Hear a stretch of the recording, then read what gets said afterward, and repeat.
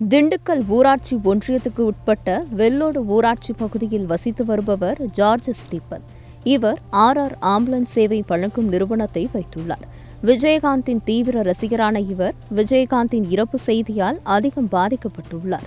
ஏழைகளுக்கு பல நலத்திட்ட உதவிகளையும் அன்னதானம் போன்ற சேவைகளையும் தொடர்ந்து வழங்கி வந்த விஜயகாந்த் வழியில் மக்களுக்கு தொண்டாற்ற முடிவு செய்த ஜார்ஜ் முதல் கட்டமாக ஒரு ஆம்புலன்ஸை இலவச சேவைக்காக அர்ப்பணித்துள்ளார். திண்டுக்கல் மாநகராட்சி பகுதியில் விபத்து மற்றும் கர்ப்பிணிகளுக்காக இந்த சேவை அதிகளவில் பயன்படுத்த திட்டமிட்டுள்ளதாக கூறிய ஜார்ஜ் சத்தியம் தொலைக்காட்சிக்கு அளித்த பிரத்யேக பேட்டி தற்பொழுது உங்கள் பார்வைக்கு. என்னோட பேர் ஜார்ஜ் ஸ்டீஃபன் ரபராஜ். என்னோட பேர். நான் திண்டுக்கல் மாவட்டத்தில் இருக்கேன். திண்டுக்கல் மாவட்டத்தில் ஆம்புலன்ஸ்ன்ற சில நிறுவனத்தை வச்சு நடத்திக்கிட்டு இருக்கேன். இப்போ விஜயகாந்த் அவங்கள எனக்கு சின்ன வயசுலேருந்து ரொம்ப பிடிக்கும். அவங்க இறந்தது எனக்கு ஒரு பெரிய இழப்பாக இருக்குது.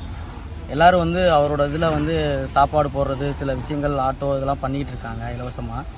என்னால் ஒரு ஆம்புலன்ஸ் சேவையை மட்டும்தான் மக்களுக்கு இலவசமாக தர முடியும். இப்பொழுதைக்கு திண்டுக்கல் மாவட்டத்தில் மாநகராட்சிக்குள்ளே மட்டும் இந்த வண்டியை இலவசமாக விபத்து மற்றும் குழந்தைகள், கர்ப்பிணி பெண்களுக்காக மட்டும் இந்த சேவையை நாங்கள் ஆரம்பிச்சிருக்கோம்.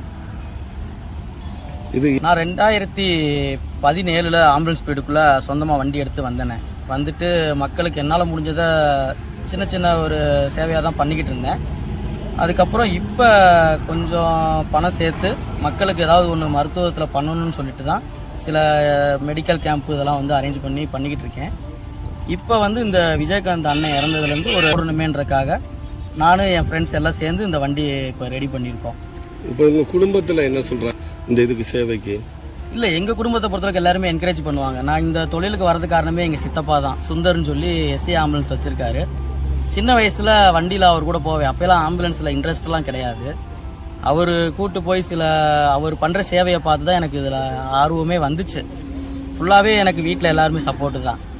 இப்போ இந்த வண்டிக்குமே எனக்கு ஃபுல் சப்போர்ட் வீட்டில் எங்கள் அப்பா, அம்மா, கூட பிறந்த தம்பி, தங்கச்சி எல்லாருமே சப்போர்ட்டு தான்.